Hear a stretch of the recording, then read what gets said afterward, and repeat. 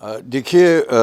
میں ابھی آپ سے عرض کر رہا تھا کہ میر انیس کی شخصیت ایسی نہیں ہے کہ جسے ایک چند منٹ یا چند گھنٹوں میں اس کے بارے میں کچھ کہا جا سکے۔ اختصار کی بھی حد ہوتی ہے، لیکن چاہے جتنا آپ مختصر کیجئے وہ آپ اس میں کامیاب نہیں ہوں گے۔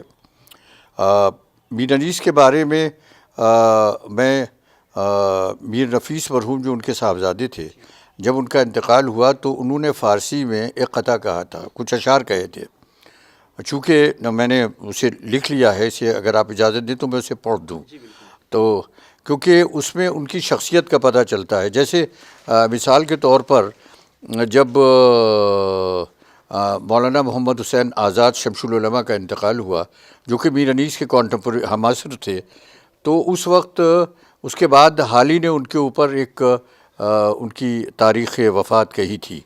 جس میں انہوں نے پوری طرح سے حالی کا سمجھیے کہ مولانا محمد حسین آزاد کی شاعری کو اس میں ایک 4-5 لائنوں میں سم اپ کر دیا تھا۔ تو اسی طرح سے میر نفیس مرحوم نے اپنے والد محترم کے بارے میں جو کہا ہے، اس کے 2-3 اشعار جو ہے وہ میں آپ کے سامنے فارسی میں ہے، لیکن اس سے ایک آپ کو اندازہ ہوتا ہے کہ کتنی عظیم شخصیت تھی ان کی، اور کتنا عبور تھا ان کو اردو پر بھی اور شاعری پر بھی۔ انہوں نے کہا تھا جب ان کا انتقال ہوا ہے کہ از باغ جہاں بلبل بستان سخن رفت، در برج لحد نیر تابان سخن رفت، ہیہات کہ سر دفتر دیوان سخن رفت، افسوس کے شاہنشاہ ایوان سخن رفت، ویرانی نظم است کہ سلطان سخن رفت۔ اور اس کے بعد انہوں نے کہا ہے کہ جب بلبل بستان جو ہے وہ غائب ہو گیا، سخن میں بالکل چمن میں اندھیرا ہو گیا، کوئی بادشاہ سخن جو ہے وہ چلا گیا، کوئی باقی نہیں رہا۔ پنہاں شدہ خورشید سپہر ہمادانی، جاداد شہ کشور اعجاز بیانی، تاریک شدہ انجمن مرثیہ خوانی، ماتم کدہ شد خطۂ الفاظ بیانی، سلطان سخن رفت، جان سخن رفت، شان سخن رفت۔ تو ایک طرح سے سارا جو عالم تھا ادب کا، شاعری کا، ان کے زمانے کے میر انیس کے مرحوم کے انتقال کے وقت اس میں خاموشی آ گئی۔ تو یہ میں سمجھتا ہوں کہ بہت زیادہ مناسب ہوگا کہ ان کو اگر کوئی خراج عقیدت پیش کیا جائے یا ان کے بارے میں کچھ کہا جائے تو یہ ہے۔ دیکھیے، شاعر، ایک بات یاد رکھیے گا کہ شاعر بنتا نہیں ہے، پیدا ہوتا ہے۔ یہ کہا جائے کہ میں شاعر ہو جاؤں، میرے باپ شاعر ہو سکتے ہیں لیکن میں شاعر نہیں ہو سکتا، ضروری نہیں ہے۔ شاعر کے اندر ایک فطری کیفیت ہوتی ہے جو خداداد ہوتی ہے۔ ای سعادت بزور بازو نیست، کہ یہ نہیں کہہ سکتے کہ آپ حاصل کر لیں شاعری کو۔ علم حاصل کر سکتے ہیں، بہت سی چیزیں حاصل کر سکتے ہیں، لیکن شاعری کو حاصل نہیں کر سکتے۔ جیسے آواز ہے، آواز میں اگر آپ کے سحر ہے یا ایک کشش ہے تو وہ آپ کے پیدائشی چیز ہوگی، خدا کی دی ہوئی چیز ہوگی، اسے آپ حاصل نہیں کر سکتے۔ اس میں کوئی شبہ نہیں ہے کہ میر خلیق مرحوم اور میر زاہد اور یہ تمام سب پورا خاندان جو تھا، یہ ہمہ تمام خاندان آفتاب است والا تھا، لیکن میر انیس ایک شاعر پیدا ہوئے تھے۔ اور شروع میں اگر ہم ان کو دیکھیں تو ان کی زندگی کے 2 حصے ہوتے ہیں۔ ایک حصہ یہ ہے کہ جب وہ غزل گوئی کی طرف ان کی توجہ تھی۔ شروع میں میر انیس نے شاعری جو تھی وہ غزل سے شروع کی تھی، اور ان کی بہت مشہور غزل کا ایک چند اشعار ہیں کہ منہ رکھ کے میں سو گیا جب آتشی رخساروں پر، دل کو چین آیا تو نیند آ گئی انگاروں کا پر۔ یہ شعر بہت مشہور ہوا۔ اسی طرح سے ان کا یہ بھی بہت مشہور شعر ہے کہ لے کے چٹکی میں جو افشاں اس مہ نے کی تاروں پر، آسماں رات بھر لوٹا کیا انگاروں پر۔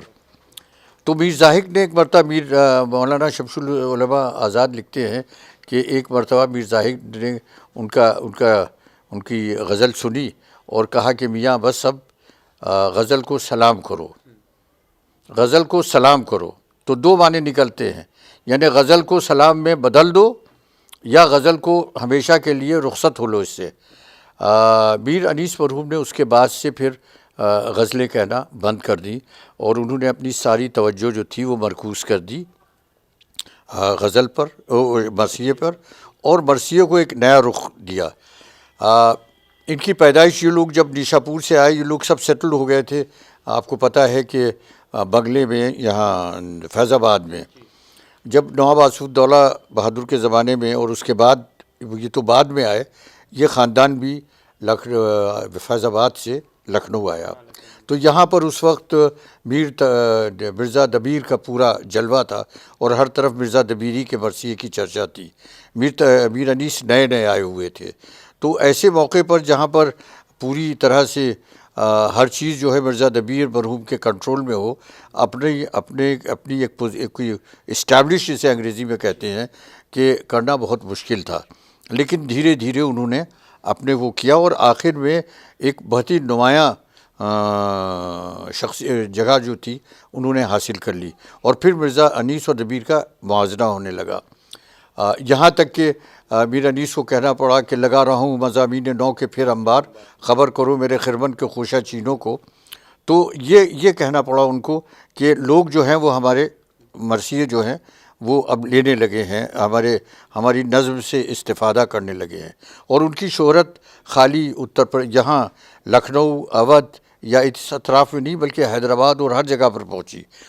اور ان کو بلایا گیا وہاں حیدرآباد، وہ حیدرآباد گئے بھی اور وہاں بڑی ان کی خاطر تواضع ہوئی، لیکن وہ بہت ہی خوددار آدمی تھے، وہ جہاں ایک بہت بلند پایہ شاعر تھے، وہ ایک بہت ہی خوددار اور بہت بڑے نفس کے آدمی تھے۔ اس وقت سر سالار جنگ کا وہاں پر طوطی بول رہا تھا، اور سر سالار جنگ نے ان سے ملنے کی خواہش کی، لیکن انہوں نے کوتوال کو بھیجا تھا اپنے